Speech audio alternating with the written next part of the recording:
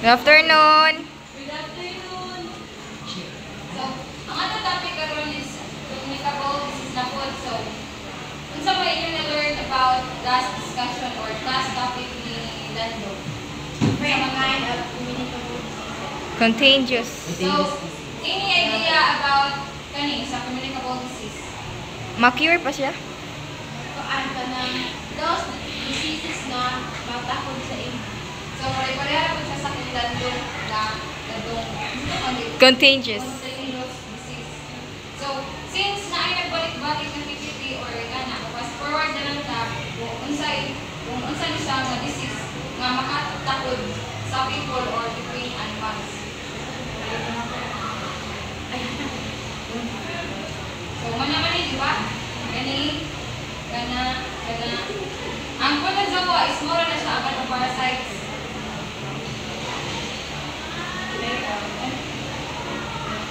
As kana, how to pathogen spread. Na.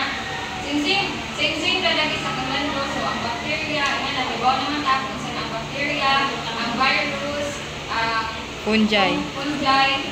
tas ang protozoa is moto ang parasites. Tas kani, diri lang tamo kana proceed sa types of communicable diseases. So, one is coronavirus. So, na-discuss na po din Lando about sa coronavirus. So, kita kanita na is napandaan na episohan about sa katong pandemic ng COVID-19. Pero, kanang ingana is, nagsabi mo sa isulat na ka-experience kung sa dun siya ka kanang tuan na sakit. So, mana siya, ang symptoms niya na kay kanang ubo, yang ubo, kanang hilatan pa, next is HIV. So, very familiar of this disease, HIV, kay common siya na disease. Karon is kanang taas of rating, karon ang kaning HIV.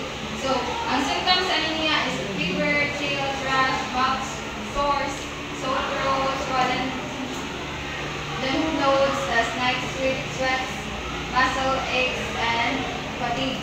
So, ang kaning HIV is wala na siya cure, but na siya treatment. So, next is tuberculosis.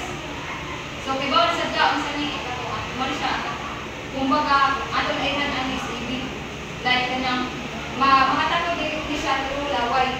Ang katong HIV makatakod di siya through katong blood. Oo.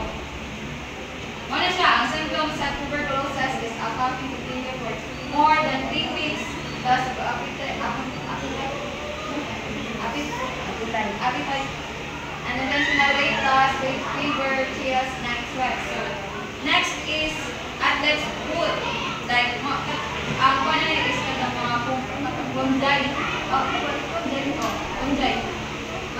So, kanang makakuhan ka ani kung Kanang mga baha-baha. Mahawa ka ani nga sakit. Agatong laguna sa imo is na ay kanang Fungi. No, like fungi. Kasi yung masundan ka wala siya matakdan ka. Makuha mo na nimo inig baha-baha kanang mga ihi sa daga something ana, di ba? Pwede po na siya kanang sa mga atlet no nga Kanang dili ilang equipments bitaw isa mo like kan sa tiil nga na. balikon ka Kasi magsulot kung banos kumakakon niya. Oh, next is Plasmodium. Mo siya, ang kanang Plasmodium is kanang sa parasites siya through mosquito. Like, ang tawag ani nga kanang kuan is like malaria. The parasites formerly transmit trusted source through mosquito bites. Ang symptoms ani mo siya ang fever and chills, headaches, vomiting, diarrhea, muscle and pain. So ang causes ani is a person may develop a communicable disease after becoming infected with pathogen. This may be happened through direct contact with a person carrying the pathogen. Diba? Sa kanang mao na ang kanang isang cause ang kanang direct contact mo sa naay kanang sakit ana. So next is contact with bodily fluids containing pathogens, as in pathogens containing droplets from other persons cough or kanang sneeze. Isasad na siya. Tapos, as receiving bite from an animal or insect carrying the pathogen, like katong sa mosquito. Tapos, consuming contaminated water or foods. Tapos next is how to prevent transmission. So, first is washing your hands thoroughly and regularly. So, sakto. Dapat siya maghugas sa kamot, sa tamo, engage o ka na maghugas sa like foods. Nga kaya makuha mo na nato nga ang sakit sa pagkaon. Tapos disinfecting sources of home, often, especially doorknobs and food areas, disinfecting personal items such as clothes. Isa na rin mukul sa clothes, di ba? Tapos, cooking meats, eggs, and other foods thoroughly, practicing good hygiene when preparing and handling foods, avoiding spoiled food, avoiding touching wild animals, kanan.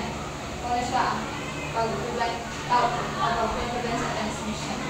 So, next is a treatment ng pagka. So, as a treatment, vaccines are highly effective method for preventing specific viral infections like atong sa COVID.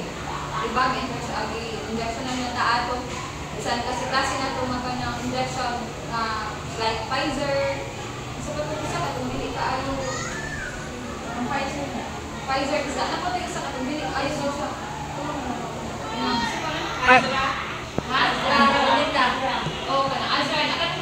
Katong usa nga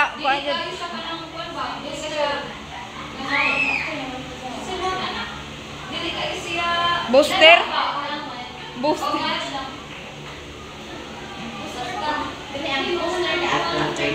Ay, after yung nasa vaccine. Tapos ang sa bacterial infections, bacterial infections can range from mild to life-threatening. A person who has a bacterial infection will require a course of antibiotics. So, antibiotics ang mga kuhaan sa bacterial infections. Tapos, ang sa